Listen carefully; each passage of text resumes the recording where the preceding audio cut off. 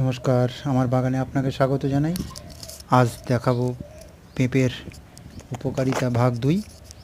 পেঁপের অপকারিতা সম্বন্ধে অনেকের অজানা। পেঁপে মানবদেহের তাপমাত্রা বাড়িয়ে তুলতে পারে। স্ত্রী যখন গর্ভবতী হন তার জন্য এটা বিপজ্জনক, তাই গর্ভবতী স্ত্রীরা এর থেকে এড়িয়ে থাকবেন।